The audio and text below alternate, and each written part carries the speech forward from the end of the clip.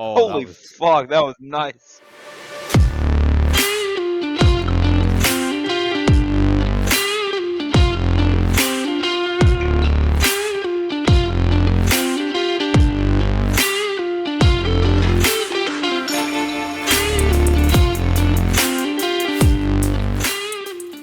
Dude, I don't care if you send me a message on Discord. I'm going to ignore it out of spite.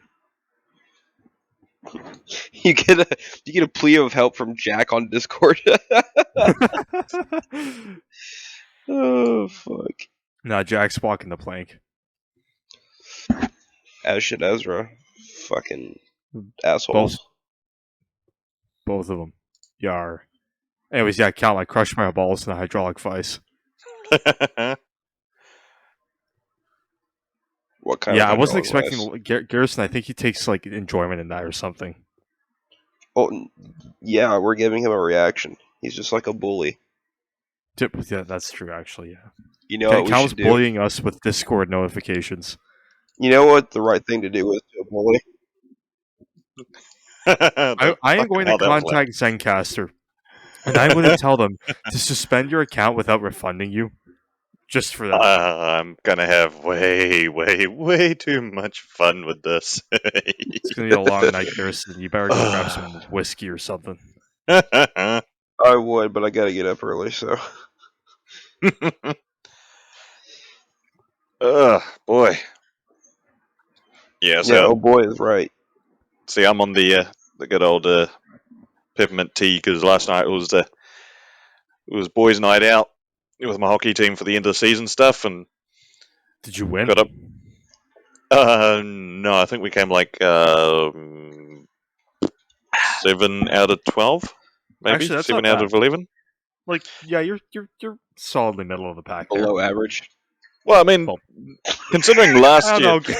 I don't know, Garrison. I mean, like, it's yeah, maybe it technically is below average, but like it's so close to average, it's kind of average. And by the time that you're average, like, come on, you think about if you're average, you're basically leading the pack. So like, it's slightly above average. Is this It's what you slightly tell above your average. girlfriend? Anyways, moving on. no, it's because last year we came like not dead last. Yeah, no, we came dead last. It's just the grade below us didn't want to do a relegation promotion game, so that's how we stayed in it. So you would say that you guys have been growing this year? More just luck. Hey, we'll take what we can get. Yeah, I was gonna say we'll take it. Yeah, so, but yes, I'm not drinking tonight because I got up to 10 beers and 2 scotches last night. My body's sitting there going, hey, what do you think you're doing? Do you think you're 21-year-old? You think you're 21 years old now? No, we're not. Cut that shit out. So, yeah. Just wait till fucking IPMS next year. We're gonna get fucked up. Oh yeah, that's gonna be fun. Club. Pretty much. We'll go crash the Mojo Dojo. Hey, we're the Micro Machines podcast, and we're here to get fucked up.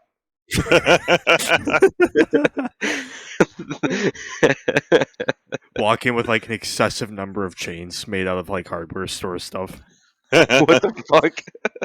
Have you not like seen the way that Jack and I act like at the hobby stores? We walk in with like large chains around our necks. We pretend like spending $100 is actually a large amount of money. Well, I mean, hang on. For us sweet peasants, it is. Yeah, pretty much. You know that video of the ginger cat I posted, the little kitten?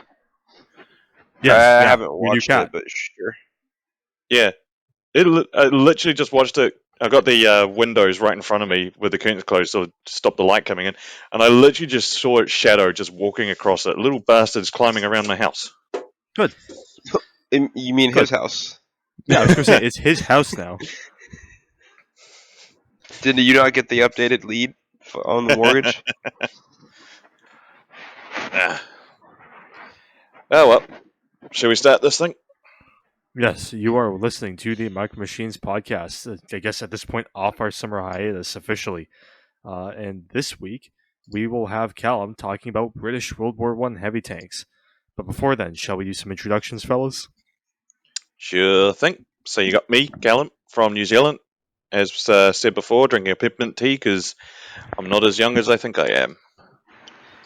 Got me, Garrison, here in Kansas. Just getting over being sick, so I'm drinking a peach water from Per Aqua, painting on some figures, And you and got being me, harassed by Dennis. Callum. Wow. Yeah, no shit, bitch. Wait your fucking turn. Wow. Damn it, Callum! Callum! Callum, you bastard. See? Point fucking proven. Ugh. And then you got me, Dennis, in Ontario, currently sipping on an instant coffee because I gotta stay up all night to chastise Callum for using the soundboard. He's fucking doing it again.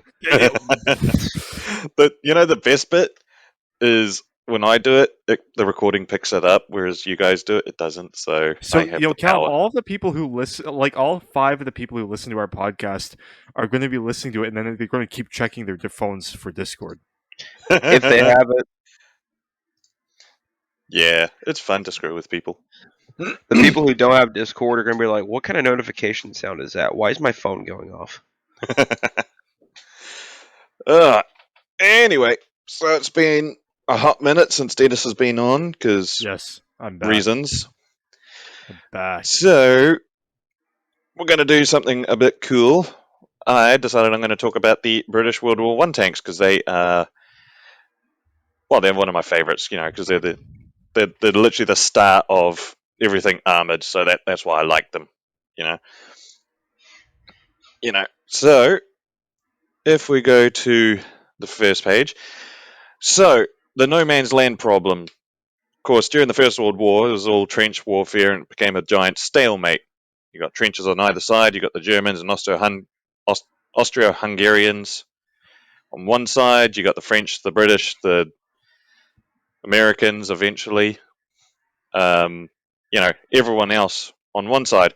Right in between them is a big no man's land of nothing except barbed wire and machine gun boxer nests and stuff like that. And don't forget all the dead people, horses, and the Mark V tank that's stuck. Well, we'll get there. We'll get to that. So, the British, especially, we're looking at ways of breaking the stalemate. The Germans, basically, by this time of the war, about 1916, decided they weren't getting anywhere far, so they decided to dig in and just said, right, we're here, we're going to try and stay. The British, the French, everyone else decided, no, we're not doing that. But in order to get to the German lines, they had to cross through literal seas of barbed wire. I mean, just looking at, like, say, the top left photo, that's just a small section. It's just this intricate barbed wire, and there have been many attempts to get through all of this using artillery, but of course artillery against barbed wire isn't really effective, just because barbed wire is too thin for artillery to really do anything, and then all the artillery did was just destroy the ground around it and made it even worse to try and get through. Now, you could try and go across it, like that guy in the top left, but even then you got the machine guns and everyone else to deal with, so that's not ideal. So basically in 1916 they had this problem. How the hell do we get past all the barbed wire, the machine gun post, all of that?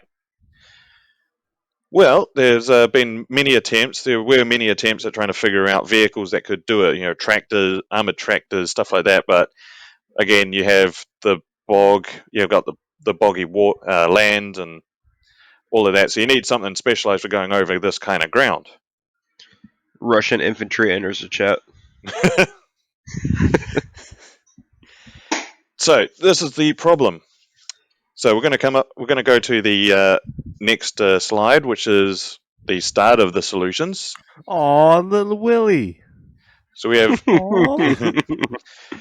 Little Willie, or also known, the Little Willie had a prior. The bottom left, you see, that was the Lincoln Engine Mark I believe it was called. Little Willie's wearing a hood. Some Willies have hoods, some Willies don't. But anyway, so this was one of the solutions. So they were looking at using tractors to try and get over, except machine guns, protection, all of that. You got trenches. So initially, they built Little Willie, which was purely a test subject. There was plans to put a turret in the top, a rotating turret, but that was deemed to be too top heavy, and they wanted it to be low down. In theory, this would have had about 6 crewmen, 2 driving and 4 on machine guns and stuff like that, but it didn't. This one was purely a conceptual design of, can we do this? What's sort of needed? So you can see, it's got the same sort of tracks as, say, the Whippet, or just like post-war stuff. But they decided that they didn't want this sort of design, mainly for trench crossings. Initially, they wanted something to drive over barbed wire and drive over trenches whilst not being protected from machine gunners. So, Honestly, it's a pretty modern-looking design. to be fair, it is. I mean, Bob Simple had a. there is I will say there is absolutely no suspension on the Little Willie at all. Like Oh that, God. that's all fixed. So Yeah. you feel everything. Oh god. So it was just purely like they did trial it out in the field. They even the name, the tank, was a deception from the Germans, because they didn't want them to know what they were bringing up. So they called them tanks, like water tanks, stuff like that. And the name just kind of stuck as known as the tank. But I don't think they had another name for it. Well, not for the type of vehicle, to be honest. So, but basically, Little Willie was just the sort of test prototype. Okay, what can we do? They followed they used a lot of concepts from it, and they also changed a lot. Primarily, moving the tracks from being around a sort of halfway up the vehicle to going up and over to allow for a much greater trench crossing. That was the main focus of getting over trenches, because they're a bastard and a half. So after Little Willie, you came across the Mark 1, or the Mother, which we're going to talk about later. But eventually they decided on this design. I'm going to go through a basic description of the Mark 1 and earlier tanks, because they are very different to what we know as a tank. For us, a tank has tracks with a decent suspension on it. You got a turret that rotates round. You got one gun on it. We know what a tank is, don't we? However, the early British heavy tanks, the Mark 1 and onwards, very different. You got sponsons on the side and stuff like that. So I've got my script here. I might as well follow it for a little bit. Aye. So the Mark 1 tank was a unique rhomboid vehicle characterized by a low center of gravity and extended track length, enabling it to traverse rough ground and cross trenches with relative ease. Its primary armament was housed in sponsons positioned along the sides of the hull. Internally, the tank had an undivided hull, where the crew shared the same confined space with the engine. Fuck Oh that. god. Yeah. Imagine the noise. And the smell. Ugh. This arrangement created an extremely unpleasant environment inside. Ventilation was inadequate, leading to contamination of the air with toxic carbon monoxide, engine fuel, and oil vapors, as well as cordite fumes from the weaponry. Temperatures inside the tank could soar to a scorching 50 degrees Celsius or 122 Fahrenheit. Crew members would sometimes lose consciousness within the tank, and frequently they would collapse upon exiting into fresh air. These symptoms suggest carbon monoxide poisoning, but the high temperatures and humidity inside were also identified as potential contributing factors. Yeah, no fucking shit.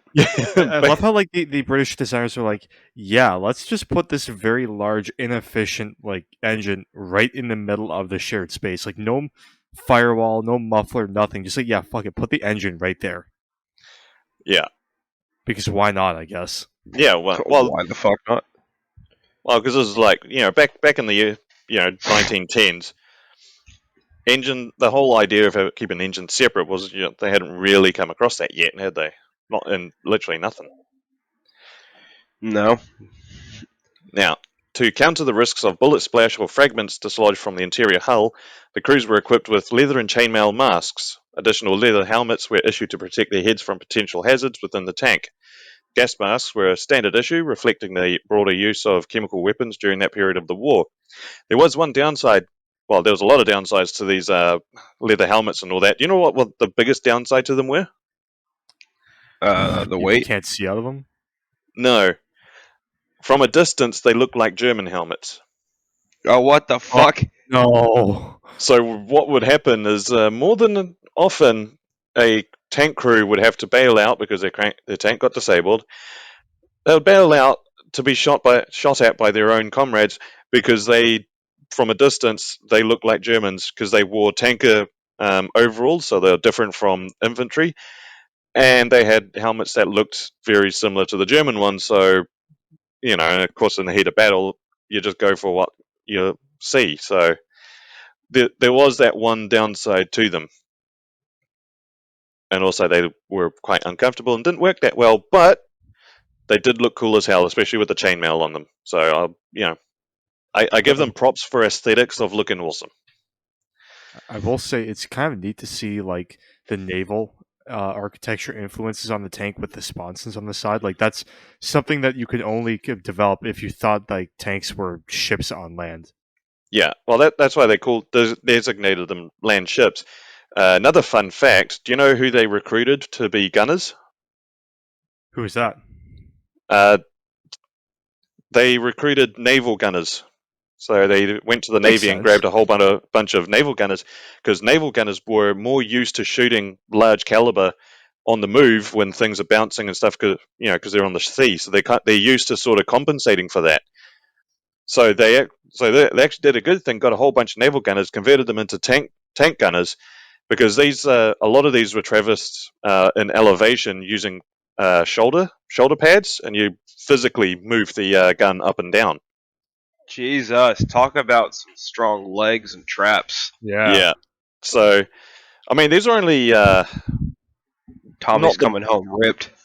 they're not the biggest guns. So, and they were counterbalanced and all that, so you could move it up and down with relative ease. So they used naval gunners because they were just more used to shooting on the move. So in that respect, that makes way more sense than trying to train guys to shoot and then figure out how to compensate and stuff. So the initial 8mm side armor provided a degree of protection against small arms fire, but it could be penetrated by the newly developed armor-piercing K bullets introduced in the mid-1917. There were also the constant threat of infantry assaults and grenade attacks. Subsequent tank generations featured thicker armor, rendering them nearly impervious to K bullets. In response, the Germans developed the 13.2mm Mauser 1918 T-Gewehr anti-tank rifle.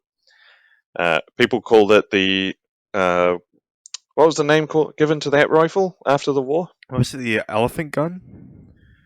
What was it in German? It was No. the Panzergewehr, something like Yeah, that. Panzergewehr. Yeah, that's Panzergewehr. the one. Yeah. Or you know, it But was Tankgewehr, wasn't it? yeah, something like that. Yeah. Yeah. But of course, that was given after the war because no, it was Panzer or Gewehr because at that time the Germans didn't even have I a think it word was for Tankgewehr because tank. at the time they had not yet developed the word Panzer. Yeah, that's right. Yes, it's Tankgewehr. So as well was introduced a bunch charge called fuck off. It was basically it was a bunch charge consisted of several hand grenades bundled together for a larger explosion. Something that continued on during the Second World War as well. Actually, must have worked, or you're Those are just that fucking desperate. crazy against infantry. Mm. I did like the Soviet one they developed. Those ones look cool. So near misses by artillery or mortar shells could rupture the fuel tanks, which were positioned high in the front horns of the track frames on either side of the driver's area, causing Oh, a fire perfect. hazard. Perfect. You're Nothing literally bad could ever happen when you surround your drivers with fuel and lightly armored fuel tanks. up at his bloody head. Yeah. A direct hit from any artillery shell was more than sufficient to breach the tank's armor and destroy it. Incinerated crews were retrieved by specialist salvage companies who also salvaged damaged tanks. They would But have Callum, needed. I mean, honestly, I don't really understand why you're referencing like a direct hit from artillery because like The First World War was famous for not having mass concentrations of artillery right on the front line. Well, occasionally you get lucky. Although, you know the mortars that the Germans used? Please don't tell me they direct fired those at these. Yeah, they could, and they did. By the Jesus. by the Wait. Question. You know Yep. how like some of the males and females had like that wedge, like they had the cope cage, right? Yep. Well, I guess it's not a cage; it's a cope screen, cope gazebo, if you will. Was that what it was for? No, that was for hand grenades. Oh, fair enough. But then it was quite rare for a German to actually get too close to the tank for that, so they didn't really see a need for it. But no, the German mortars. I think Garrison's seen them in Isonzo. You know, Yes. they got like a full recoil system and everything. Well, those by the end of the war, they were put up higher, and they are capable of direct fire. I mean, they're small, but they were effective. So they'd use those as direct fire against tanks. So steering the tank was a challenging endeavour, accomplished by adjusting the speed of the two tracks. 4 crew members were required for this task. 2 drivers, two drivers, one of whom also served as the commander and operated the brakes. 2 gearsmen, each responsible for the secondary gears of one track. Communication was hindered by the deafening noise within the tank. The driver would signal the gearsman using hand gestures, often by striking the engine block with a heavy wrench. For minor course corrections, the driver could use. Why doesn't it fucking work? Oh, there it goes. Start hammering it, man. A little percussive therapy. For minor course corrections, the driver could utilize the steering tail, a substantial contraption dragged behind the tank, consisting of 2 large wheels that could be locked in place by pulling at a steel cable, causing the entire vehicle to slide in the desired direction. In the event of an engine stall, the gearsman would employ a starting handle, a large crank situated between the engine and the gearbox. Many of these early tanks suffered breakdowns during the heat of battle, making them vulnerable to German gunners. So that's all they did. The Germans just waited for them to break down. Man, you know what would be great? Yeah. If they added these into like Verdun mainly Verdun, because that's the most frontline trench warfare you'll see. And I think if they did it, they would make it so realistic that it was a nuisance to use. Yeah. Actually, that would be really cool. Like having especially in VR as well. Oh god, yes. Ooh. So to continue on with the hellish description of these early tanks, the tanks lacked wireless communication radio. Instead, they relied on 2 carrier pigeons, which had their own small exit hatches in the sponsons, and they communicated with command posts using runners. Due to the noisy and vibrating interior, early experiments had shown the radios were impractical. Basically, they'd shake themselves apart. Thus, the tanks were equipped with lamps, flags, semaphore signaling, coloured discs, and carrier pigeons as standard equipment across various Mark models. During World War I, British propaganda extensively promoted tanks as a revolutionary weapon that would swiftly secure victory. Tanks featured prominently in films and popular songs of the era, becoming symbols of hope and innovation. When in reality, they were metal hellholes to work in, and it was a very painful way to go. Are you talking about World War One tanks, or are you talking about Russian T-72s? Because sounds like a lot of the same shit. Some things never change. So that was a basic description, but we're going to go into depth because there were about 10. There's about 10 marks of the British heavy tanks throughout the war, and we're going to go through all the differences. So there was one more interesting feature, and of course, now that you have multiple vehicles and whatnot, now you got multiple divisions, battalions, all of that. You need to tell them all apart, don't you? But now you got to figure out a way to do that. If we go to the next slide, please, Dennis. Oh. So we're going to have a quick little word about markings because they changed over time. Now, at the top left, we have a Mark 1. At the bottom right, we have a Mark 5. Warhammer ass-looking tanks. Yeah. So, initially, British tanks sported a 4-colour camouflage scheme meticulously crafted by the artist Solomon Joseph. It would be a pain in the ass to paint on.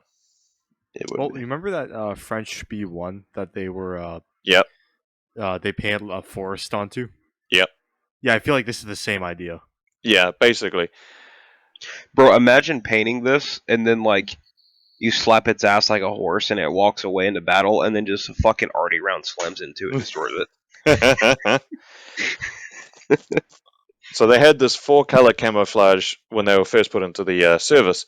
However, it was soon discovered that these intricate camouflage paint designs became redundant as the tank swiftly became caked in mud during operations.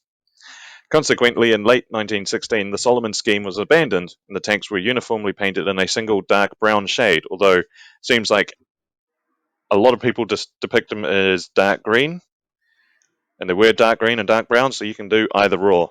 I kind of prefer the dark green, to be honest. So, towards the rear of each tank, a unique serial number consisting of 3, 4, or 5 digits were painted in either white or yellow during the manufacturing process. At the front of the tank, a prominent tactical marking was displayed, featuring a prefix letter indicating the company or battalion, along with a numerical identifier. Training tanks omitted the prefix letter and featured 3 numbers. Some tanks even had their tactical numbers painted on the roof for aerial recognition purposes. Subsequently, red and white vertical stripes were added to the front of the tank to aid in identification, especially after the Germans began fielding captured British tanks, or the Butte Panzers. Many tanks were bestowed with individual names, which were occasionally painted on the exterior of vehicles. In a few rare cases, tanks were adorned with artwork akin to the nose art often seen on aircraft. That's cool. Like the fucking high five. Yeah. Right there. That's actually that's cool. That is cool. I want to do that on a model. Okay, so we've been talking a little bit about all the tanks, so let's start going through all the variations, because it's one of those that doesn't look like there's a lot of differences, but then there are a lot of differences, and then suddenly it goes to very different. So, the Mark 1 heavy tank, the very first one. So, the initial tank earned the designation Mark 1, as subsequent tank designs were developed. Among the Mark 1 tanks, those armed with 2 6-pounder and 3 303 Hotchkiss machine guns were referred to as male tanks, while those equipped with 4 Vickers machine guns and 1 Hotchkiss were known as female tanks. These terms were credited to Ernest Swinton. To assist in steering, a pair of large wheels were initially added to the rear of the tank. However, their effectiveness fell short of expectations, leading to their eventual removal. Subsequent iterations, including the Mark II, 3, 4, and 5, as well as later tank models, retained a strong resemblance to the original mother tank. Now, I'm going to go on a little side note about a particular vehicle, because occasionally people get the tank and gun carriers mixed up. So I'm just going to say a little bit about gun carrier, and you guys should definitely look up the gun carrier because it looks freaking amazing. So the gun carrier Mark I represented a distinct design tailored to transport and deploy field guns or howitzers that could be fired directly from the vehicle itself. However, during its service, its primary role predominantly shifted towards the transportation of essential supplies and ammunition. A total of 48 gun carrier Mark I units were manufactured. So I'm just saying that because a lot of Mark I, you got the Mark I tank, you got Mark I gun carrier, and they often got confused. They are actually 2 separate vehicles, even separate designs. So I'm just pointing out that these are 2 different things, and they look amazing as well. Just pointing that out. So the initial production plan for the Mark I called for collaboration between Foster's and Metropolitan, with Foster's responsible for producing 25 units and Metropolitan tasked with producing 75. Metropolitan, due to its greater production capacity, located at the old park site of the Patent Shaft Company, a subsidiary of Metropolitan based in Wednesbury, was also awarded an additional order for 50 units. This strategic allocation allowed the Army to form 6 tank companies, each consisting of 25 tanks, and paved the way for further production under the auspices of the Oldbury Wagon and Carriage Company. As the available supply of 6-pounder guns fell short of the requirement for all 150 tanks, a decision was made to equip half of them solely with machine guns. This led to the development of a novel sponson design featuring 2 Vickers machine guns enclosed within rotating shields. Later in the course of the war, as newer tank models came into service, Certain Mark I tanks were repurposed for supply transportation duties. Additionally, a handful of female Mark I tanks were adapted into mobile wireless stations by integrating a wireless transmitter. However, it's worth noting that the radio equipment could only be operated when the tank was stationary and had erected a tall mast to support the aerial array. I'm going to ask you two a question. When it came to clearing out trenches, what was better, the male or the female? I'd imagine the female because you have the machine guns on a female, so that I think realistically that'd probably be more effective. Garrison, what Wouldn't do know you my think? answer. The fucking trench gun, baby, with the fucking bayonet. Oh Some God, 16-year-old American. Ah, no, I some agree with this. 16-year-old Marine juiced up on like roids since he was 5 years old from Wisconsin. Eating corn. What's the difference? But yeah, the females were found to be more effective at clearing trenches, whereas the male tanks were better at dealing with fortifications. So did they use them like a leap and bound, like a leapfrog method? Like the male would sit back and hammer the defenses, while the female would just move up and lay waste on trenches. I don't think they even thought about that. I'd say they would leaps and bounds with these tanks. Once you got them moving, you basically wouldn't.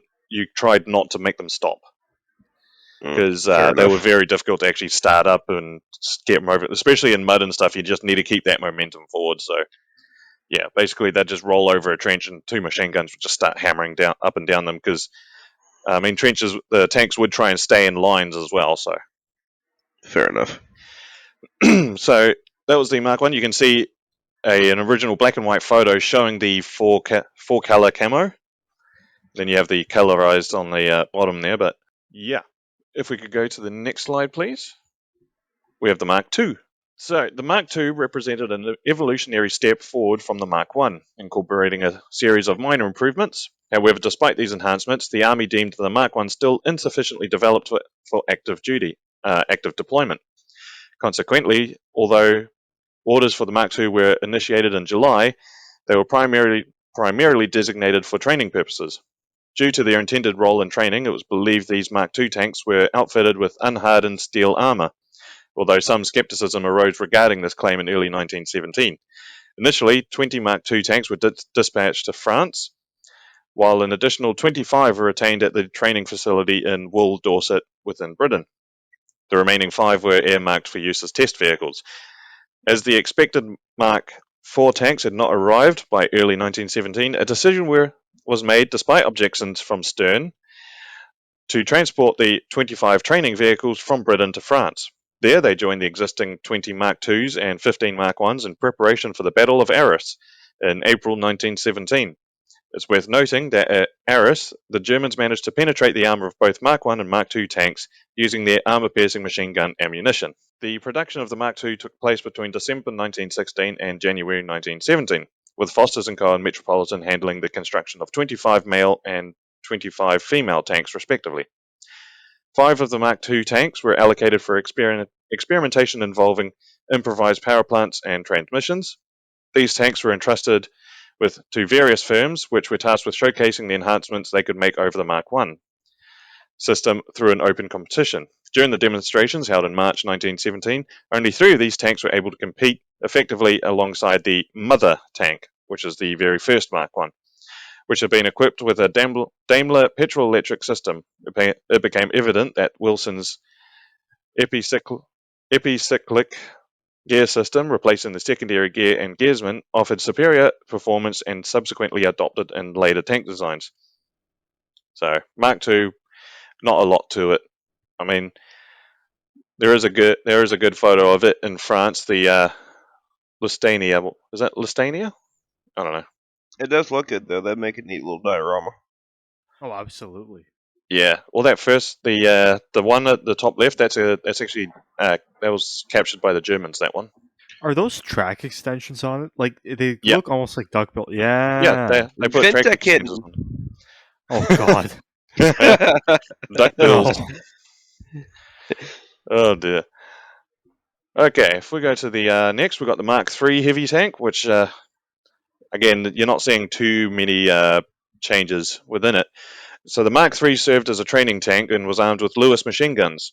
in the case of the female version, it featured a smaller sponson. A total of 50 Mark III tanks were manufactured. Originally, the Mark III was planned to incorporate all the proposed new design elements of the Mark IV. This is why there were two distinct training variants, with the Mark II essentially representing a slightly enhanced version of the Mark I. However, progress in developing these new features for the Mark IV was exceptionally slow, resulting in gradual transition from the Mark II. If we go to the next one. So we have the Ooh, Mark IV. The Mark IV is kind of the iconic that's World just War One classic, British heavy isn't it? tank. Yeah, it is. It's the classic design. It's one that's I think it was the one that was produced the most, or it was the Mark V. But yeah, when you think of World War One heavy tank, this is the one you think of. And this one we could do a full episode just on the Mark IV, but we won't. We're just covering the whole series. So the Mark IV represented an upgrade and more heavily armored iteration of the Mark I, commencing production in May 1917. Originally, there were plans for fundamental mechanical enhancements, but these had to be deferred. The primary alteration was the adoption of the quick-firing 6-pounder 6CWT Hotchkiss, a shorter-barreled variant of the earlier gun. The implementation of improved 12mm armor rendered it impervious to German armor-piercing rifle bullets. Both the male and female variants of the Mark IV initially featured Lewis guns in place of the Hotchkiss and Vickers machine guns. However, issues arose with the air cooling system of the Lewis gun, leading to the subsequent readoption of the Hotchkiss machine gun. Imagine my shock. The tank with the literal engine right beside the Lewis gun is leading the issues with the air cooling system. Can you imagine? Who would have I thought? cannot. Notably, the Mark IV stored all its fuel in a single external tank, strategically positioned between the rear track horns in an effort to enhance crew safety. Hey! So they just put the bastard on the outside. Well done. Good job. They should have encased it with armor. Nah, Garrison. Come on, man. Come on, give him some credit. Don't you think that's a little generous? I mean, we don't want to look a gift horse in the mouth, eh? So, I'm looking it in the mouth. in terms of transportability, fuck me, I am having a stroke today. Something's wrong with me. The Mark IV introduced the innovation of smaller sponsons that could be swung inwards on hinges. This design allowed for a reduction in the tank's width, making it more compatible with rail transportation. Previous models had necessitated partly disassembling to fit with the loading gauge. Rails mounted on the roof supported an unditching beam designed to assist in freeing the tank from challenging trenches by attaching it to the tracks, as you can see in the bottom right photo. Production figures for the Mark IV totaled 1,220 units, comprising of 420 males, 595 females, and 205 tank tenders, which are essentially supply tanks. There's one thing that people really don't understand about World War I and tanks, and that's the number of tanks that were built. Everything you see, it's kind of like you think there's like 1 or 2 or 5 or something like that. In reality, you got just one Mark alone has 1,200 of them running around Jeez. France. Yeah, They not were gonna not- lie, I did not Yeah. realize there was that many. Yeah, They weren't messing around. Well, I guess it Yeah. kind of makes sense too, because like when you look at them, like essentially what you have is flat panels riveted together with some tracks thrown around the outside. Like it's not the most complicated thing in the world to make. which is also a bad thing. Well, I'll take the Yeah, good with look at the Russian armor. bad. So, Mark IV tanks demonstrated their effectiveness during the Messines Ridge operation in June 1917, where they outpaced infantry forces on dry terrain. However, during the Third Battle of Ypres in July and August, they struggled on the swampy ground and proved to be limited use. Approximately 432 Mark IV tanks were deployed during the Battle of Cambrai in November 1917. A significant historical milestone occurred when Mark IV tanks engaged in the first ever tank-to-tank battle, facing off against German A7Vs in the Second Battle of Villers-Bretonneux. I apologize to any French speakers. I wonder how that initial contact reaction was. Like, were they expecting enemy armor, or was it like, hey, wait a second, hey, Why is shoot that house moving? Yeah. that house is moving and it has a gun in it. What the fuck? Wait a second. Wait a second. I believe, ironically, there's some dispute over the Mark 5 male, the Mark 4 male that was there. So they say that it knocked out the A7V after being disabled itself. However, it's kind of been disputed by the fact that a lot of people say that the A7V just happened to find a ditch and flipped itself over. Sort of a self-kill kind of thing. So depends on who you ask. You know what? Fucking first thing on take engagement, we'll say it got disabled. Yeah. If we could go to the next page, Oh yes, we have What? the Mark the IV mortar machine. tadpole. Also, look at. I just want to point out on the top, was this left photo here? You can see they've actually chalked in the outline of Callum. Yeah. This The be a old Mark one? 4? Yeah. Oh god. Now, what you're looking at is the Mark IV tadpole. Now, of course, you're getting into 1917. German trenches were they're wising up to the tank, right? So they were trying to build wider trenches so the tanks had more difficulty getting over them and stuff like that. So, yeah, back then the thought was you just make a longer tank. Now, to facilitate this, what they did was, instead of creating a brand new tank to do this, the Mark IV tadpole is a conversion kit. The back Is it of made it, of resin or metal? I Wood. don't know, both were about as efficient Oh as the god, other. also wood. And what they did was they created the tail as just a conversion kit, which which could be done out in the field in France. And all you did was you unbolt the last few panels, remove the fucking sprockets, and then you attach the tadpole tail to it. Which, in theory, it's made the tank still currently the longest ever produced tank in the world.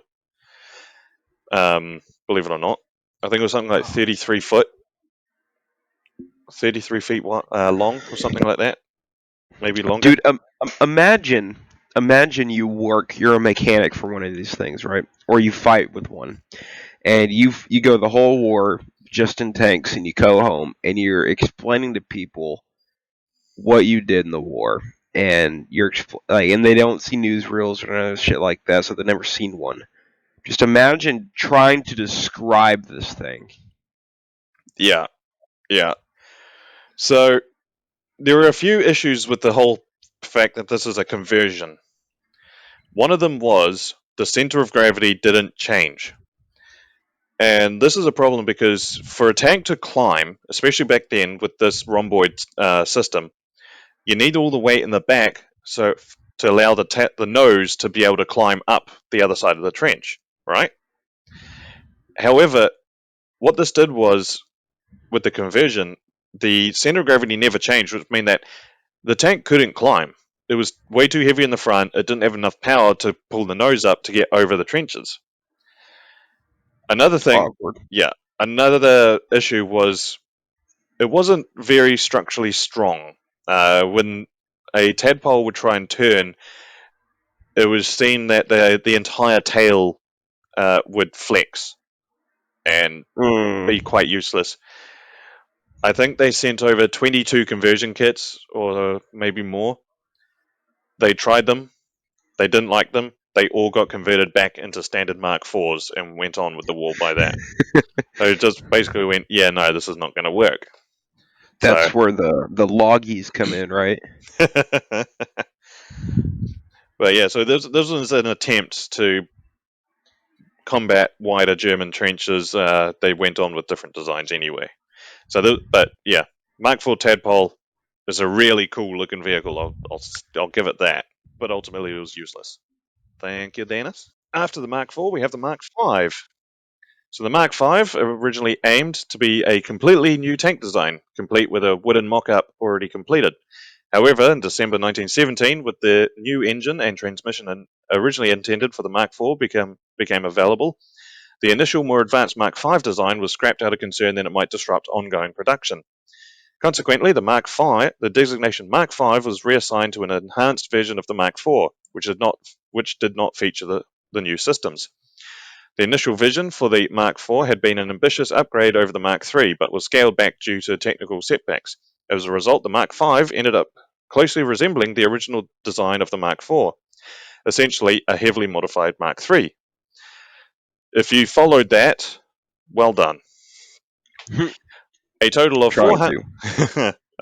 400 Mark IV tanks were manufactured, comprising 200 males and 200 females. Later, some were later converted into hermaphrodites, also known as composites, by fitting one male and one female sponson, ensuring that each tank was armed with a 6-pounder gun. This modification aimed to prevent female tanks from being outgunned when confronting captured British male tanks in German service, or the Germans' own A7V tank.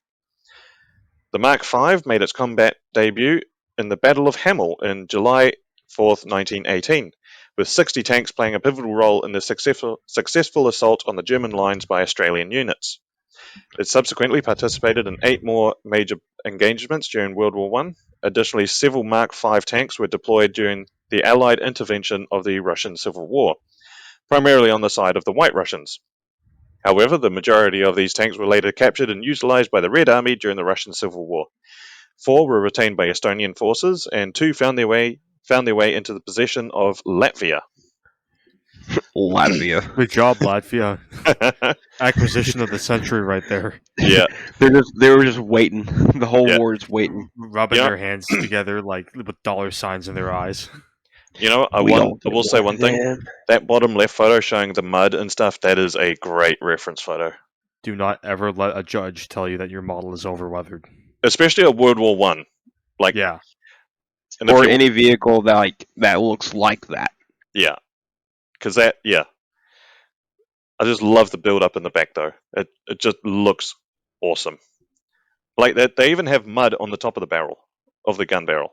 Talking about the Mark V, there are 2 special variants of the Mark V. If we go to the first one, please. We have the Mark V Star. They put asterisks at the end of it, so you have the Mark V with 1 asterisk and the Mark V with 2 asterisks. You can call them the 1 star and the 2 star. I don't know. So the first one, the 1 star, the Mark V 1 star was an extended version of the tank, featuring a lengthened hull that added approximately 6 feet or 1.8 meters to its overall size. This modification included a larger cupola on the roof and doors on the side of the hull, a departure from previous versions that had either small hatches beneath the sponsons for females or small rear doors for the males, along with a small hatch at the rear. The additional section of the Mark IV 1 star was specifically designed to accommodate a squad of infantry. This variant weighed approximately 33 tons. An order had been placed for 500 male tanks and 200 female tanks, totaling 700 units in all. By the time of the armistice, 579 of these Mark V 1 stars had been constructed. The order was ultimately fulfilled by Metropolitan Carriage in March 1919. So this is like World War I Merkava. That's actually pretty cool, I must admit. Yeah, and then we have the 2 star. So the Mark IV, so the 1 star is the top left, the 2 star is the bottom right. The Mark V 2 star, due to its extended length, had disrupted its original length to weight ratio. As a consequence, lateral forces during turns became unacceptably high, leading to issues such as thrown tracks and an exceptionally large turning radius. Bro, imagine throwing a track on that thing. That would have been I don't know. I feel like that would have been a pain. Me personally, I would be embarrassed by that. Yeah.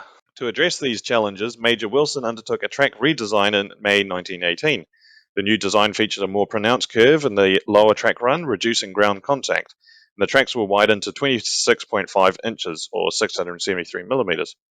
Additionally, the Mark V engine underwent modification, with the bore increased to generate 225 horsepower, and it was positioned further back within the hull. The driver's compartment was integrated with the commander's cabin, creating a separate machine gun position at the rear. A revised order for 700 tanks, consisting of 150 females and 550 males, was initiated to incorporate these changes. However, only 25 of these revised Mark V one-star tanks were actually constructed. By the end of 1918. Only one had been completed, which is sad. But yeah, it's funny though. A brand new engine was only 225 horsepower to get 33 tons moving. Yeah, but you were barely moving. Walking pace is fine. We move on. We're moving into the post-war.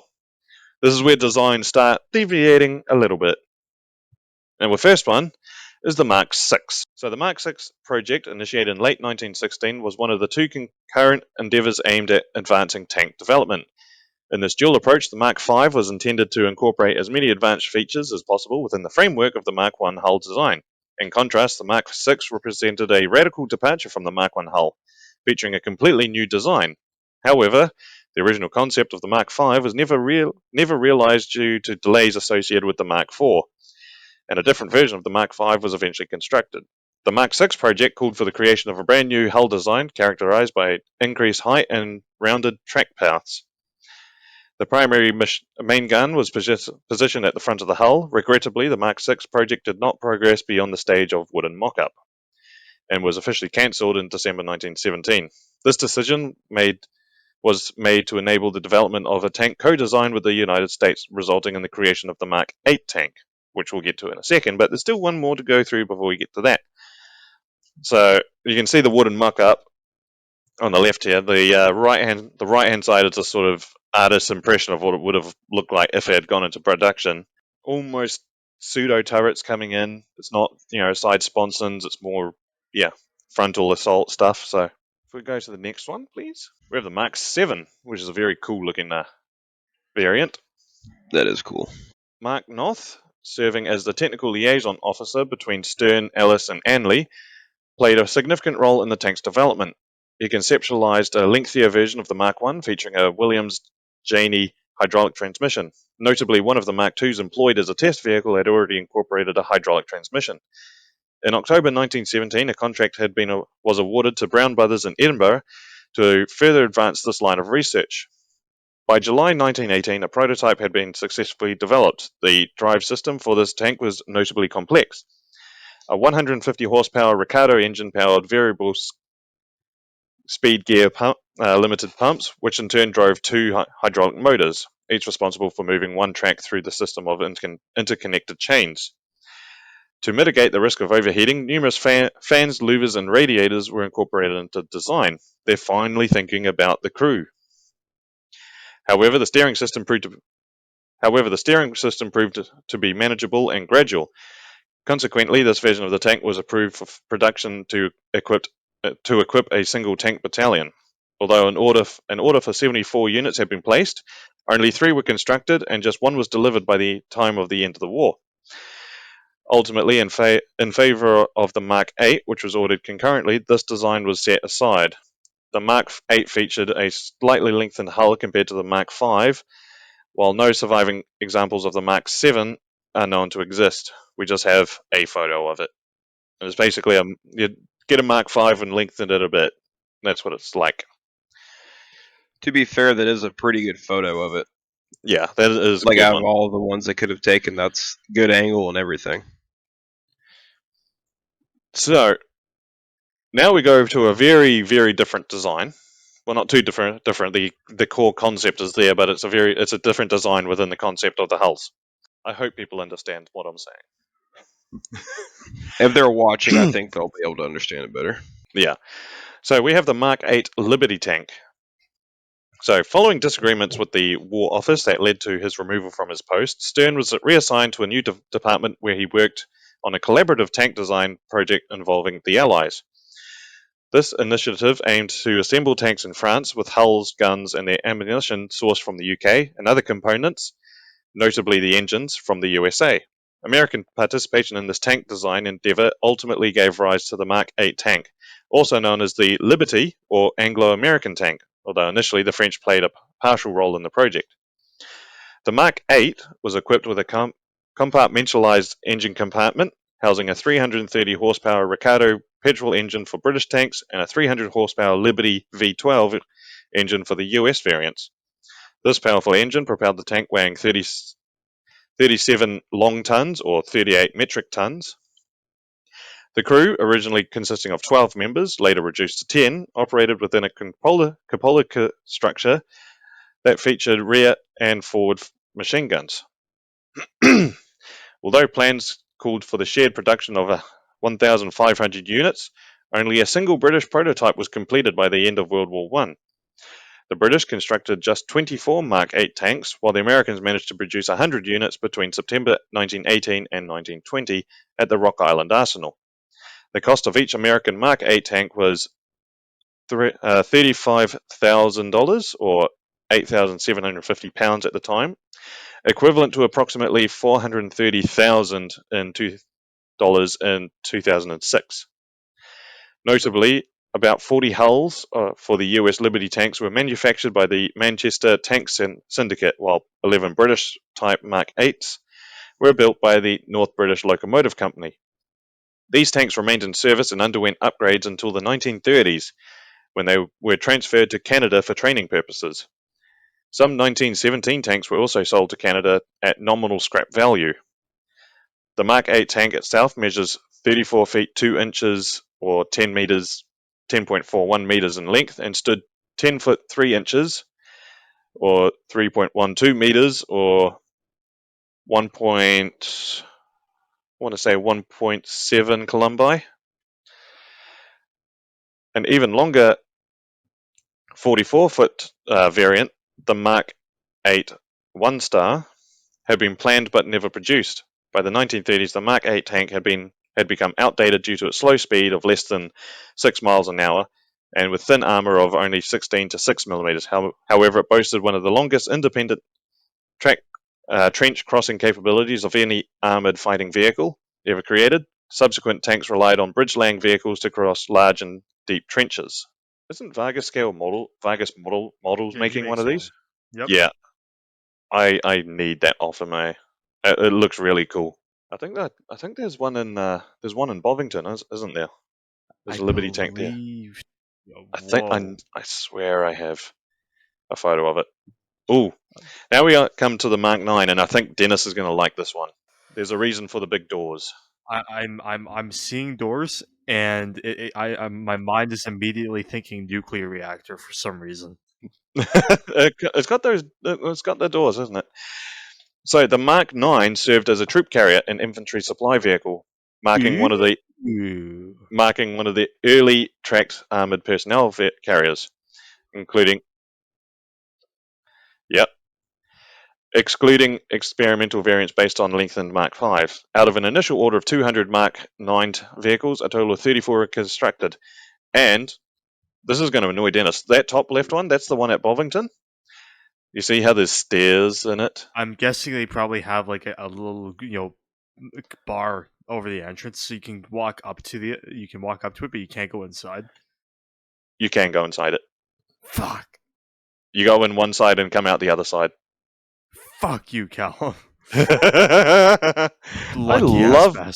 love making Dennis jealous. It's so much fun. Fucking asshole. You're walking through I like it too. Mark 9 tanks. God damn you.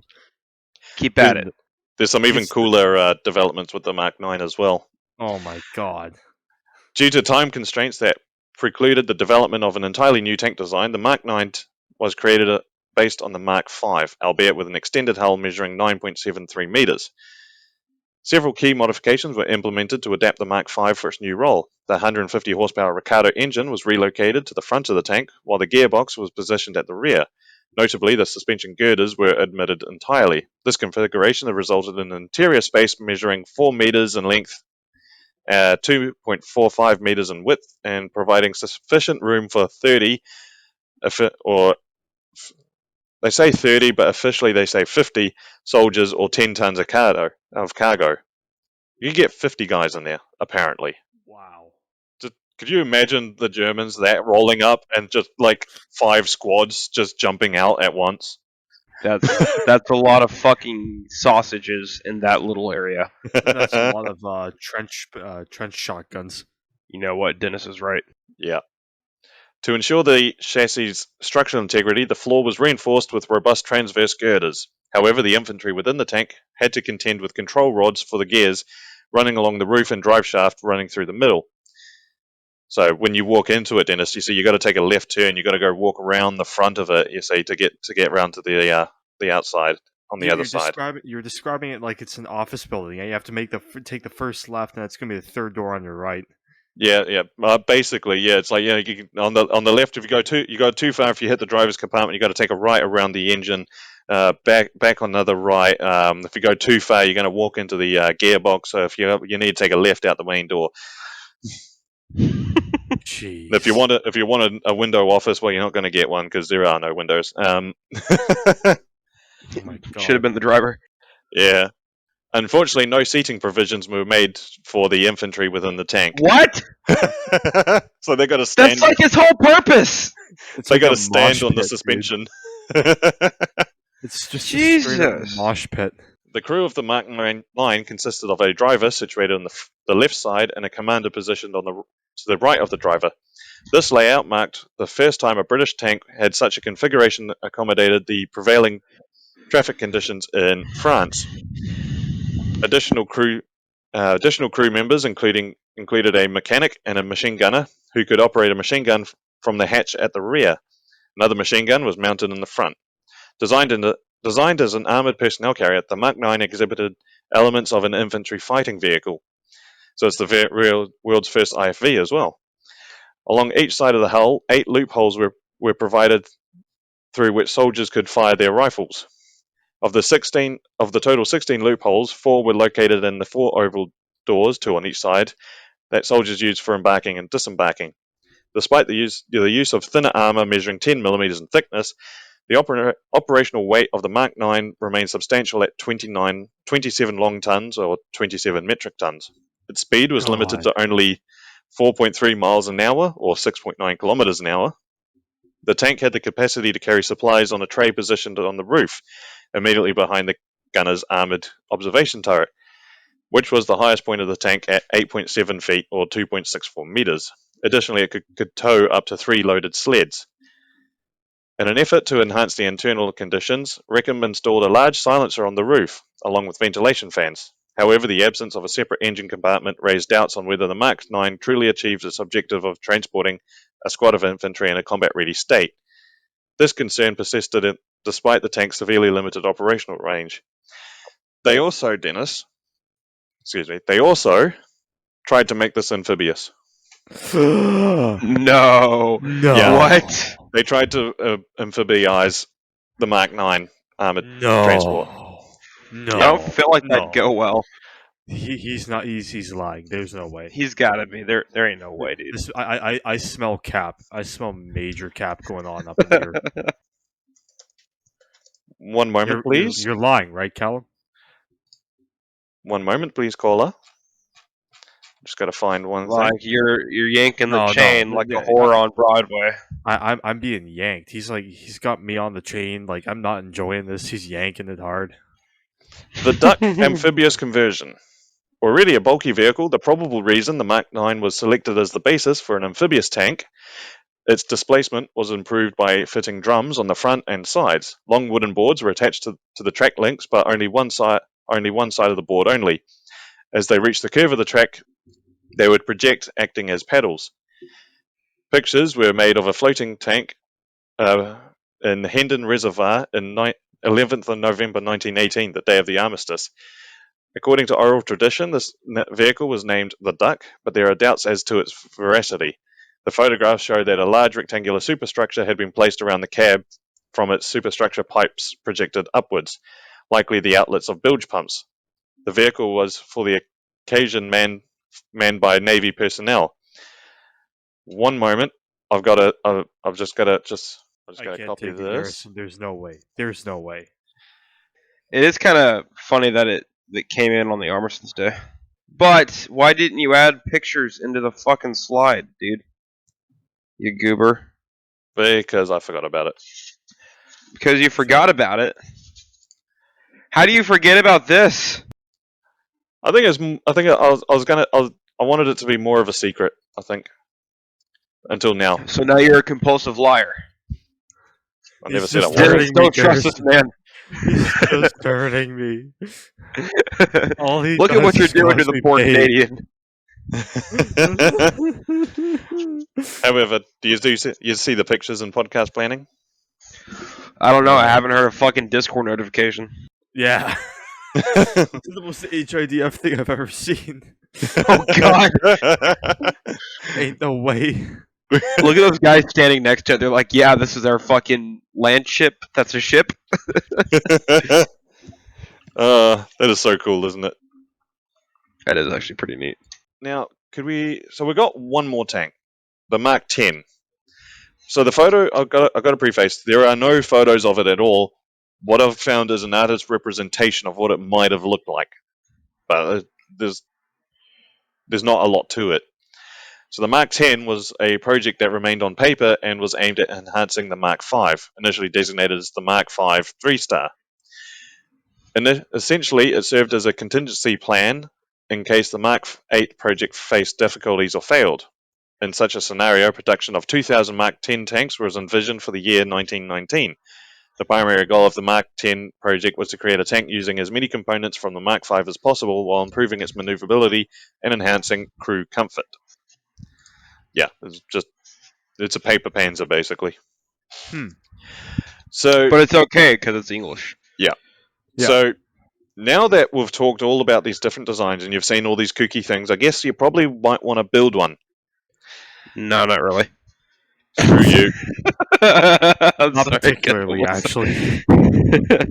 Sorry, Garrison. Did you just assume I was talking to you? I mean, I know I'm talking I to don't know, the Callum. people who. I'm looking at that Mark 9, but beyond that, If they're great ass if tanks. you remember, I was the most liked on the podcast, so I'm speaking for the people.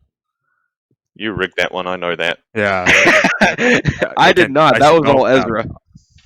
I smell cap. I swear that was all Ezra. However, if you want to find a model for a World War One tank, you got a few variants. You got Mark 1s and Mark 4s are the predominant ones. So, if you want a Mark 1 male or female, look towards TACOM. They have quite a few good ones. TACOM. And those are in 35th scale, as well as Mark 4s. Tamiya do Mark 4 tanks as well. One of them is like fully radio controllable. Actually, they have two. One with the standard forward and back engine, but then there's also the upgrade one, that isn't there, Dennis, where it's like your full radio control I turning all believe of that. so, yeah. I believe you can get that. Yep. I think I've seen it. I've seen it for sale, and it is stupid expensive though. Eh. Yeah. If you want it, He says, "Eh." yeah. If you Maybe want it for in, you, it is, broke boy. I knew it was coming. God damn it! I'm sorry, I had to. I think it's like $400 or something. Yeah, Fuck! it's something ridiculous like that. Like the one that just has a motor is actually pretty reasonable. It's like $80, but like it's a really good kit. The full radio control version though is fun. Yeah, it's like really. They're pretty proud of that one. So if you're looking for 72nd scale, you have the MHARs. I'm not sure how good they are. Don't know that brand too much. Look at the box art, dude. Wait, Yeah. actually, no, you would like that. That sounded like an insult. I know. It was an insult. I don't. The bad part is I don't know how. And then for if you really want to punish yourself, you have the Airfix ones. They're all in 1 to 76th scale. I actually have the top left one, the not like the totally vintage ones, but the top left one where it's sort of like the mid vintage. I actually have that one. I built that when I was 8. I say I built it. I had a lot of help from my dad, and I just remember him trying to put the tracks on with great difficulty because they weren't rubber band. They're actually like, but they're not like Lincoln length, but they are made of like more solid plastic. If you get my meaning. I just remember him swearing a lot. I was gonna ask you that. Like a lot. Like to one point he was trying to do it and he had to take it out into the shed away from me so he could work on it. Piece of fucking shit. I swear to God. And if we go to the next one, if you want to build the Mark IV Tadpole, well, TACOM do it, and I built it. This is the one that I bought in episode 1, if you remember. Yes. And this is what I did to it. And I have had a few comments saying they wouldn't have mud all the way up to the roof like that. Oh, for God's sakes. As someone who works in construction and like on muddy sites where you have caterpillar tracks that do that around a lot of things, yes, that does build up like that. Yes, it looks like that. And yes, just I have photos to show modern vehicles looking the exact same. Yeah. But if you want to build it, it's a bloody good kit. It's really worth it, especially the tracks. The tracks are amazing because they come separated from any sprues and they just clip together. So because you have about 130 per side or something ridiculous like that. So yeah, really good tracks, really really good kit. I highly suggest it. And that's all she wrote. Thank you very much for my Lovely TED talk. work, Callum. Thank you. Yes, very good job. I like those tanks, so that's why I wanted to do it. So we're just going to have a brief intermission now, and we'll be back with Whip's hobby news. I know Dennis has got a lot to talk about, so I'll just run straight through it. Don't worry. We are all back, so shall we do the hobby news? I've actually absolutely. got to go piss. What the Oh, hell? for fuck's sake. I'm kidding. We've been gone for the whole summer. Everyone's just like waiting with bated breath, and this is what we bring out. That's fucking funny. Love you guys. Monogram looking ass kit. All right. Shut the fuck up. Ain't no way the Spinosaurus is. You know who's gonna do that? What? Who? Martin. I would love to see that. Yeah. So first up for hobby news, we have from X Plus Model. They're releasing a Spinosaurus in 1 to 35th scale, and I just wanted to include it because you don't hear a lot of dinosaur releases, like especially on a lot of news sites. So when this came up, for all you dinosaur lovers, brand new Spinosaurus at 35th. Did you know Tamiya did dinosaurs? Oh, they did a whole bunch of dinosaurs. Yeah. Yeah, I remember I found out by Dennis like before we took our break, and I did not believe him. I really didn't. Had to Google it. Yeah, I wouldn't mind. I wouldn't mind trying a dinosaur just for the color variations. You know. I feel like it'd be a good palate cleanser. Especially for like airbrush practice and stuff like that as well. I think it'd be good. Oh, dude, can you imagine doing like a vignette with like two dinosaurs fighting and like behind a big rock or like two cavemen watching? I think it'd be kind of cool. Why are you quiet? Just cavemen went around. But it doesn't matter. Would that be counted as rivet counting if it was a dinosaur kit? Yes. Or would it be like teeth counting or something like that? Teeth counters. Actually, the T-Rex had this many teeth. Bitch, it's a fucking animal. But yeah, 35th scale Spinosaurus X Plus model kit. Never heard of them before. Dennis? Coming out big and bold. Alrighty.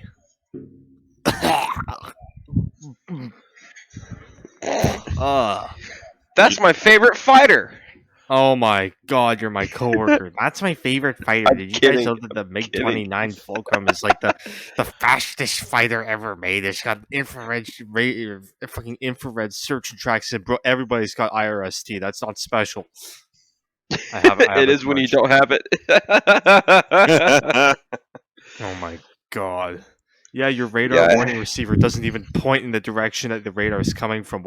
What's the whole point of having it then? So you can pray to fucking the Catholic God of the a harm is Russians. about to take you out. God, I think Dennis hates the MiG-29. I think he just might. I have nothing but loathing in my head for every single Russian fighter. I don't care. They all look stupid. So, dumb. If you But it looks like an F-16. Fuck! You can't say that. Saying that, Garrison. What about an F-15? Sure. I'm blocking this guy on Instagram. Uh, That's so the worst I can do right now. for the listeners and viewers who probably might have guessed, so great. It's GWH. That's Great Wall, isn't it? Of course it is. The Chinese Great model. Wall Hobby. So Great Wall Hobby are releasing in 72nd a MiG-29 Fulcrum, the SMT 9-19, and you've just heard a review from Dennis about the MiG-29. So Fuck we should off. probably go to the next one. Yo! I do want to say special big shout out, special thanks to the design supervisors, Mr. Yufei Mao. It says they're at the bottom of the box. Like, yeah, shout out to my boy Mao out here Does it- designing cheap looking ass Soviet jets. Proud of. Oh fuck. It just gets better and better. As if my day wasn't bad enough already. Welcome back, Dennis. Welcome back, mate. Fuck you, Callum, and your Soviet jets. Love you, Callum. Look, Thank you. yeah. Let me make my wing a fucking triangle. Yeah, this is a good idea. Ugh. Fighter jets Go I on. made as a 5-year-old on Tell the paper. nice people what this goofy ass plane is. One moment, please.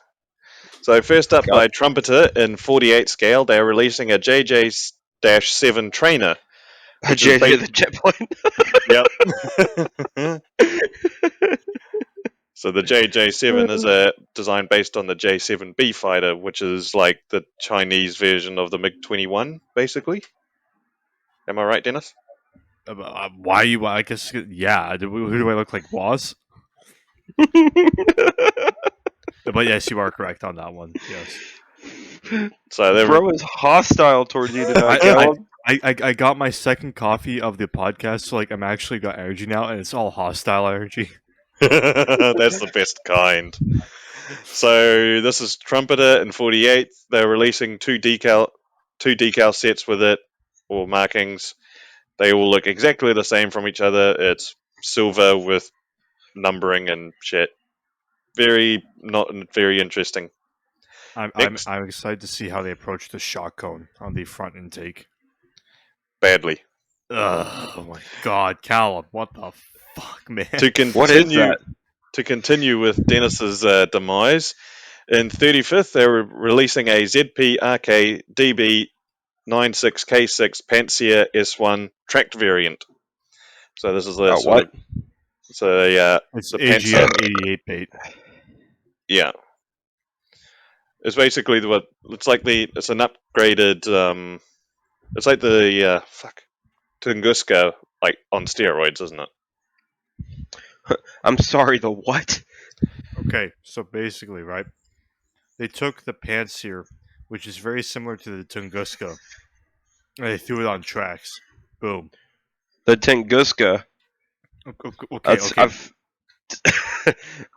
So I feel the like you're Russians had the saying it's about Tunguska, to. right, which was a combination 30 millimeter. I think it was 30 millimeter. Yeah, 30 30 mil. millimeter surface-to-air missile system and air tracking radar system, all built into one tank, right? And then they put that on what was called the Pantsir, which was basically a truck. It was like just kind of like self-propelled anti-aircraft battery. And then they threw it on a tank again, and I believe the main difference is this one has a much improved, I believe, microwave band tracking radar. I could be wrong on that, but like, yeah. Oh, it's got a nice microwave on it. Okay, nice. So the crew can heat up their MREs with no problems. Sure. Sure. Callum, our next episode has to be on like radar bands. Oh god. If you write it, we'll do it. Oh god. What did the nice people get with this ZPRK, Callum? Not a lot. There's two decal options. You have this nice tan one, then you have a nice green one, and that's about it. Yeah. Jesus. The pain train for Dennis continues. Okay, to be fair, the Hummel looks cool as fuck. You I can't do will like- say, deny that box art is dope. Look at that box art. Damn. Yeah. Zam. Yeah, so from Border Model in 35th, they're bringing out two Hummels, an early and late production Hummel. Yeah, Looks cool. Hummel's about to humble the Red Army. Ooh. That's fucking Duck. tits. Something cool from I Heart Kit. The was it the duck? The duck W? What is it? How do you? Yes, the duck. Fuck off.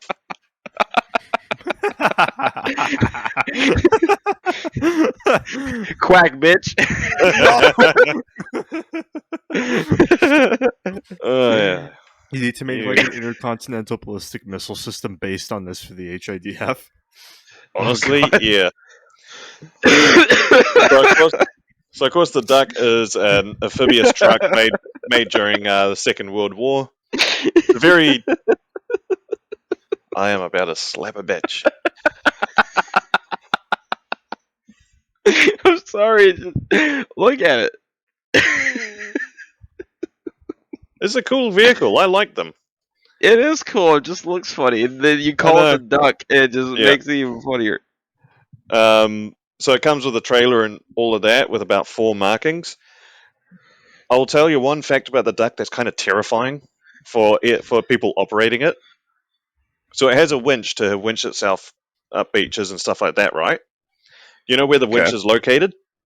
Underneath the driver's. No, it's in the back, right? The winch is in the back. See on the box art on the left, you got that little gap in the front. Aye. So it passes through that passes between the driver and the assistant. So they have a nice high tension cable, literally about a foot away from them. Fuck that. A high tension cable which would never just snap. Yeah, completely wouldn't. Nothing could go wrong. No, it wouldn't completely bifurcate anyone who got in the way. No, yeah. So this is in 35th, and I would love to have this kit, to be honest. You could Horizon Island this one up so much. Oh, it would be the law. Any duck you buy would have to be Horizon Island. Yeah.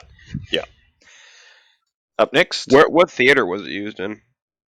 I think all of them. Yeah, the Europe war against Malta. So up next from I Love Kit, whatever they are. In 35th, you have the M1279 Utility JLVTUTL. Hey, bruh. Sorry. Yeah, just a modern vehicle. I don't know jack shit about it. I'm just pointing it out. Garrison, this is up your wheelhouse, being a Marine and all. I did see, and it's in the Kark Tan as well. Now I will say I've never seen.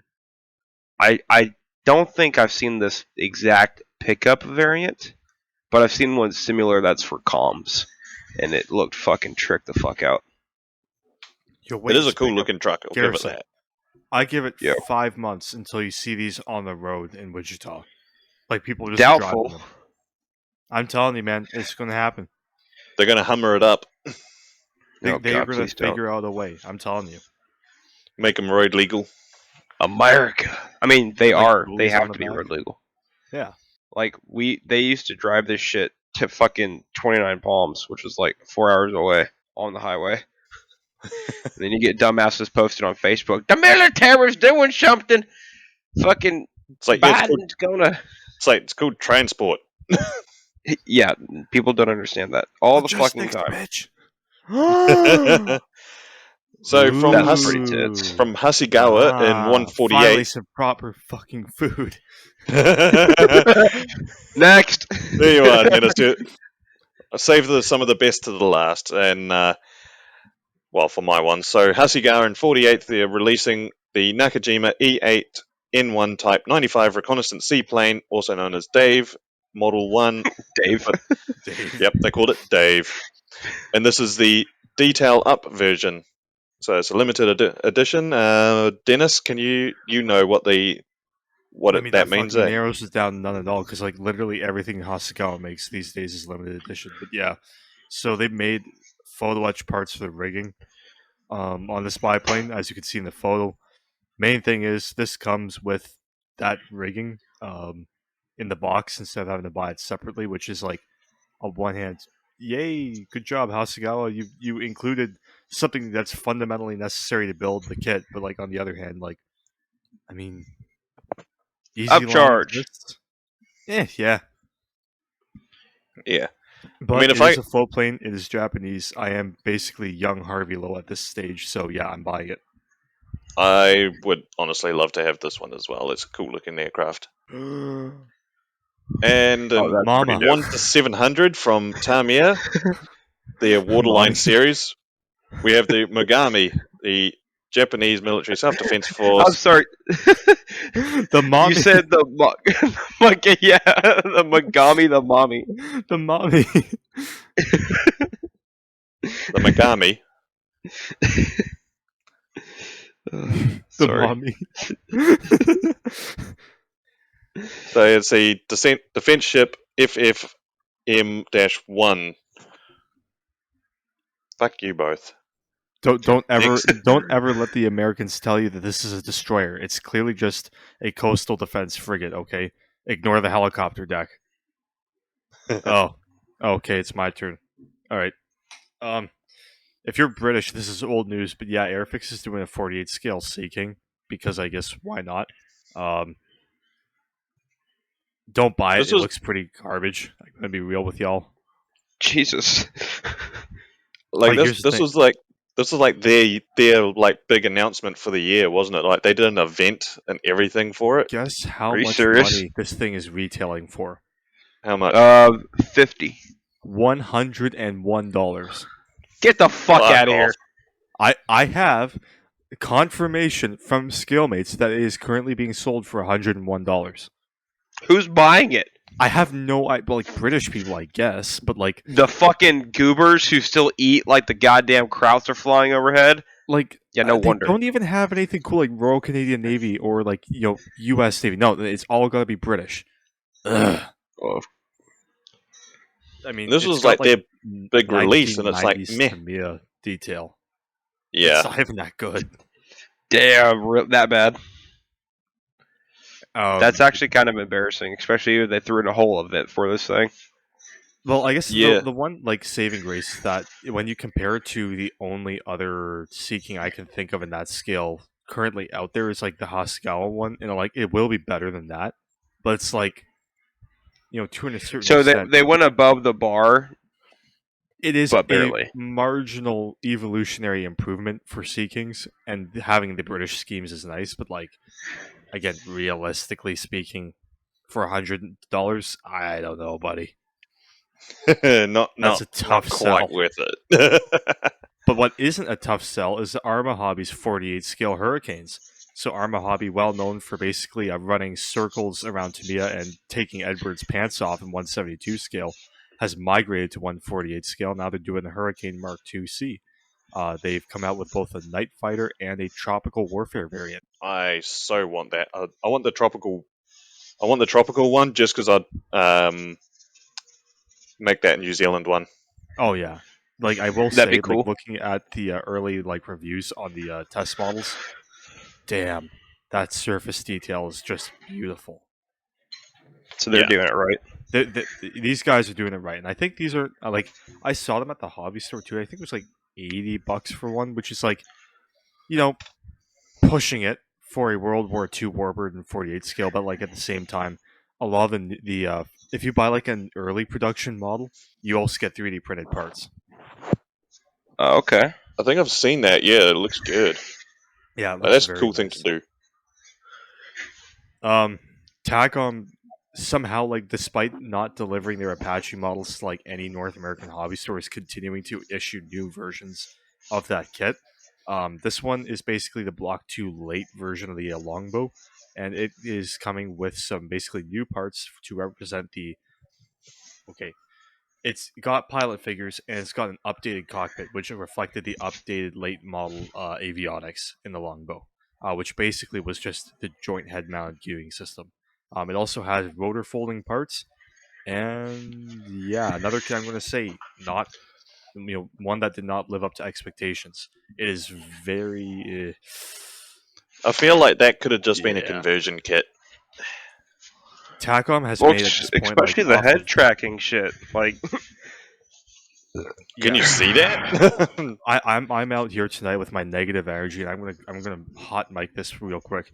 Go for it. Last year, TACOM came out with like this big promise of, oh, we're making the Apache, and it's gonna be amazing, right? It's gonna be like this beautiful, super detailed 35th scale monster of a kit.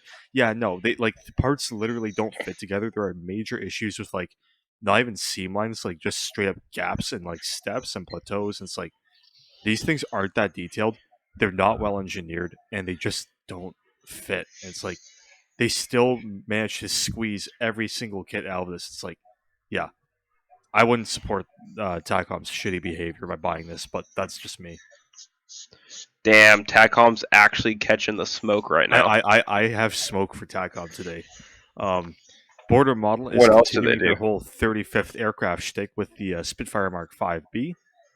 This one it's interesting. It comes with metal gun barrels for the 20mm cannons, comes with photo etch parts, clear parts, so on and so forth, and has a fully detailed engine. Yeah, so I'd say this is if you like 35th scale Spitfires, well, this is probably going to be a pretty interesting option. I'll do one. How many 35th scale Spitfires are there? How many 35th aircraft are there? I'd Yeah, say that's probably actually the a number better of question. modern 35th scale aircraft kits being produced right now is like under a dozen. I'll call it there. I think they're all border, aren't they? As well, or like maybe. Pretty much, yeah, pretty much.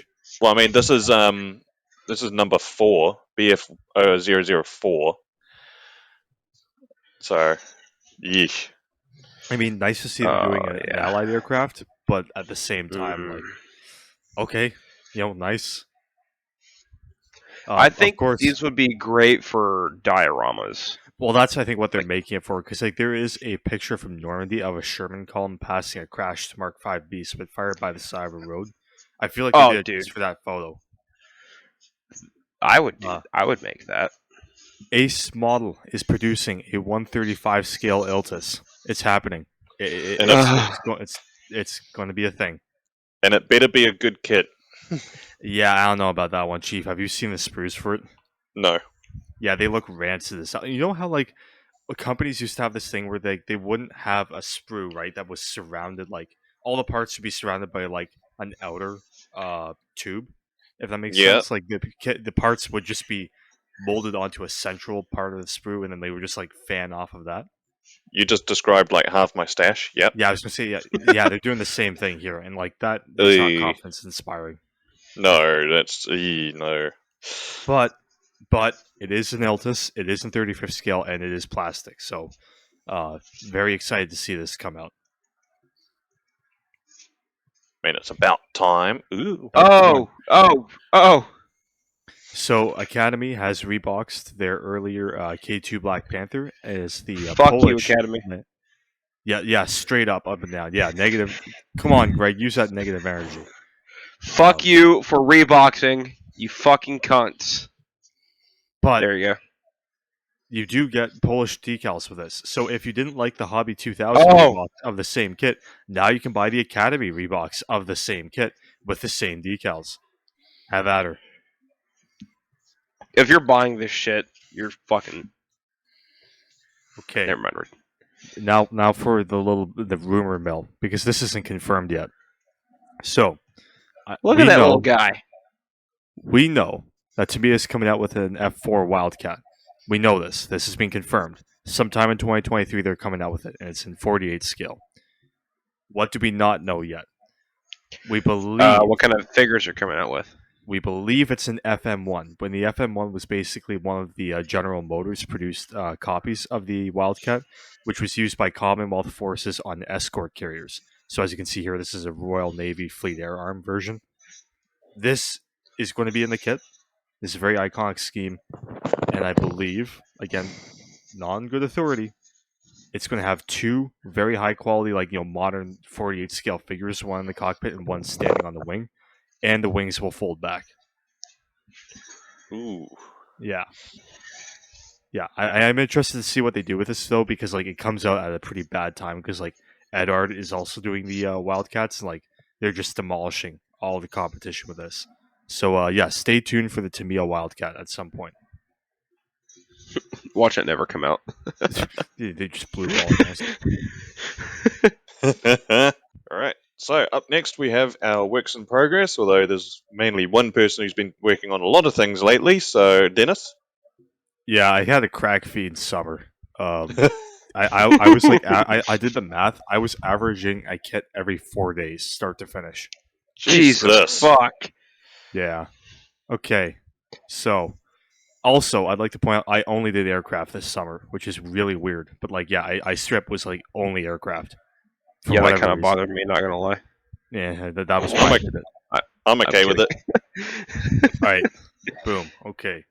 So, the first cocaine-fueled model was this. This is a 1995 Tamiya N1K1 Kawanishi Kyofu. This was a floatplane fighter built by the IJN in 1942. This thing is massive. Like, it's bigger than the P-47, I should point out. But yeah, it was a Jesus. floatplane fighter. It was later developed into a land-based fighter called the Shiden, and that was probably about the best fighter in the Pacific in the whole war. But this is the float. I no cap. Anders Corsair. It was, I think, faster than the Corsair. Suck my balls. All right. But yeah, I built this kit together. It was really, really nice. Being a 90s kit doesn't have as much surface detail, but like the fit was impeccable. And of course, having that really nice big pontoon was just lovely. Not The gonna lie, you next did a one- fucking awesome job with it. Oh, well, thank you. The next one was actually an Academy kit. This is Academy's 172 scale F-117 Nighthawk. This one, the main modification I did with this was I used the Ares resin cockpit. Threw that in, basically painted that up all nice, and opened up the canopy on it. Overall, really, really nice kit. Frustrating as hell to get the cockpit into place, but definitely I'd say worth it in the end. One of my favorite aircraft, and I think it came out semi-decent.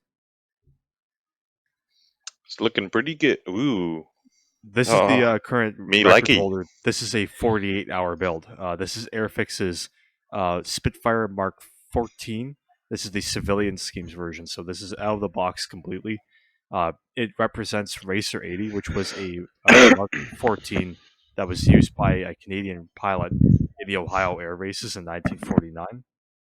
Yeah, it's did that in a bare metal finish, and yeah, did some heavy weathering on it. This one's pretty. You'll like this one, Callum. So this is a Hobbycraft Canada, De Havilland Canada Otter.